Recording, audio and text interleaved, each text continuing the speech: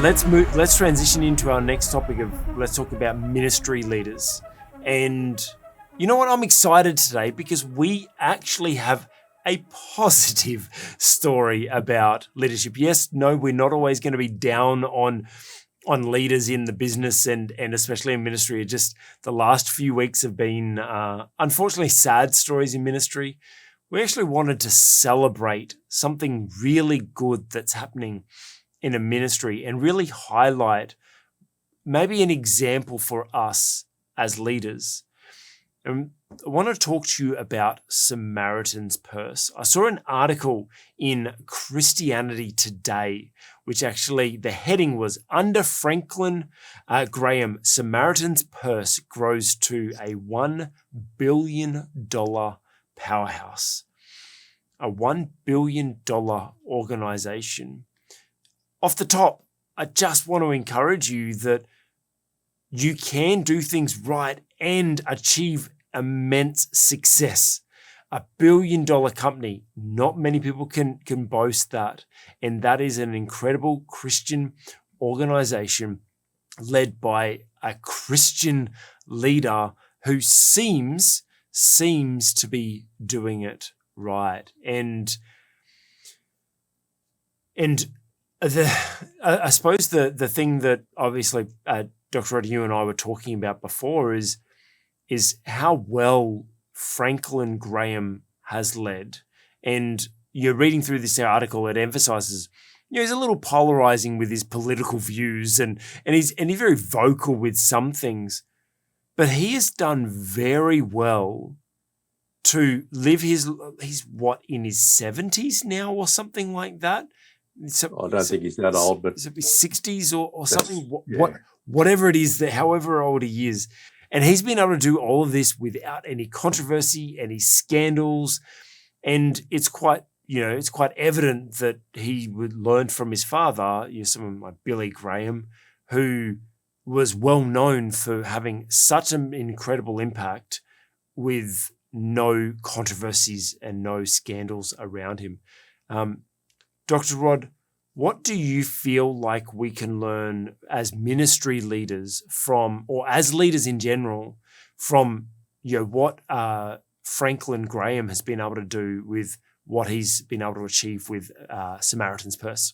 Yeah, look, and to some extent, of course, we're outsiders looking in. We're not insiders. Mm-hmm. But my impression from reading about this ministry. I shared with you before we started rolling the cameras that I was attracted to that ministry initially because I saw their beautiful aeroplane. They've got a DC-8, a re-engined DC-8. It's actually fairly old aircraft with modern engines installed. I've seen it flying around on videos. It's an immaculately maintained aircraft, and it gives them the capacity to fly all over the world virtually at an instant. Yeah. To deliver disaster relief where it is needed. And that's a very good ministry, actually, because it's temporary relief that doesn't really undermine businesses in those countries. We need to be very careful, by the way. That's good. How we manage relief operations so that we don't undermine businesses in those countries where we're trying to help. So I guess that was a very shallow introduction on my part to this ministry, but everything I've read of it points to one really important thing, and this is the fact they've stayed on mission, or if you like, on purpose. So built into the culture, the very fabric of the organisation is purpose. It's not built around an individual. The whole thing is built around purpose. And that's really important. And if you like reading books, I recommend a book which is called Mission Drift. Yeah. There are 4, I think, authors of that book. The senior author is Peter Greer. And you can just Google that. You'll find it on Amazon.com and in other sources as well. It's a really good book to read because it actually has a number of case studies in it of organizations that have started off in a really godly manner, strongly focused on purpose, strongly focused on their mission, but they've actually drifted through time. And so now they are unrecognizable as what they were when they started. And I think one of the great strengths of Samaritan's Purse has been it's remained focused on its mission, or if you like, on its purpose. And the whole structure of the organization is built around the purpose, not around the person. And look, I've had some experience with Franklin Graham in a different context, of course, in the context of the Billy Graham Evangelistic Association. He was out here in Australia a few years ago. He'll be back in 2024. I was involved just as a pastor of a local church, and they were very, very careful to ensure that people who made a commitment to become followers of Jesus Christ during his rallies were connected with a local church. So they weren't really trying to build a following of new converts for their own ministry. What they wanted to do was to actually serve the local churches. And, we were invited to training sessions and so on that they put on for us free of charge with, meals or afternoon tea and so on, explained what they were doing, what it was all about, explained their focus on building the kingdom primarily through these rallies, and hundreds, if not thousands of people made that initial decision to become disciples of Jesus Christ. But they didn't try to cling on to those people as an organization. They fed them through to local congregations where they could be appropriately discipled.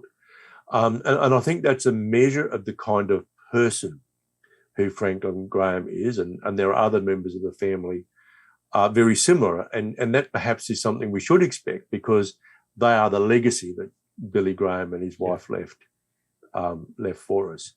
So I would say this, that what really marks Samaritan's Purse and a few other ministries is that they've been very strongly focused on their mission, or if you like, the purpose for which God has called them.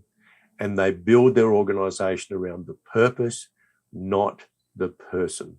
Yeah, that's great. And obviously you guys know that purpose is kind of our thing. Our organization is called On Purpose Cubed. There's a reason for that, but we believe in purpose. We believe that the purpose is the foundation of where everything should begin from and launch off of. And it's really interesting. I know over my years, I've actually done a lot of business with a lot of charities, and back in my marketing days, I actually used to run a lot of marketing for charities and charitable organizations. And it's quite incredible when these organizations become, for lack of a better word, marketing machines and charity collectors or donation collectors, rather than, because without throwing people on the bus, you'll be surprised at how little of whatever you buy of a charity item on a street from someone, how minimal of that money actually makes it to the charity. And then once it gets to the charity, how well that charity is actually run, because you mentioned before that a lot of them are top heavy, they pay big salaries, they're all, all focus on that, where it seems like the mission is almost like an afterthought. But if we understand what God has called us to, so for example, for us, we know God's called us to eradicate poor leadership from this planet by raising up the next generation of influential leaders to learn, live, and lead on purpose. And so we've spent the last couple of years developing a program, developing our own software, developing our own mobile app to be able to create this program. Yes, yeah. To be able to, that's our mission. And none of it was on how much money are we going to make from it? Yes, we need to make sure it's viable as an organization, because we are a for-profit organization. We knew God was calling us to give this program away for free. We stay eyes fixed on the mission that we're going, that's our purpose. That's what we're delivering education programs to help improve leaders, help people discover their purpose, learn on purpose, live on purpose, and lead on purpose. Yes, there's coaching available for us to be able to fund, some of it, but we're just so focused on that mission. And I actually had someone ask me the other day, like, I dropped my phone and I broke my phone the other day, and it's going to be all right. I'll get the screen replaced, but it's a little sketchy now, and it's a number of years old. And my video editor actually asked me, he's like, "Oh, you getting the iPhone 14?" Because I'm an Apple fanboy till I die, and I'm like, "Not yet." And he's like, "Why not?" He said, "You broke your phone and everything." I'm like, I prefer to spend that money on the program and getting this launched and getting it all out there, and pay him as the video editor to edit all these videos for us. I prefer to do all that first. And you know what? Once I've got some surplus, then maybe I'll pump that back into the organization again. And so he asked me, well, how can you make a smart decision like that? He was like, "That's really wise of you." I said, "I know what my purpose is. I know what the mission is. I stay focused on that, and we push and drive towards that." And so I think that's kind of there are kind of two lessons there, stay clean along the way, like keep integrity but we've spoken about that at length, but just knowing what your purpose is and just staying fixed on that and keep driving forward, not allowing things to distract you from that. The money, the fame kind of brings us back to that first topic about the blue tick, like are we chasing the importance of what we're doing, or are we chasing that purpose? And so my encouragement to you as a leader is to make sure you are chasing the purpose.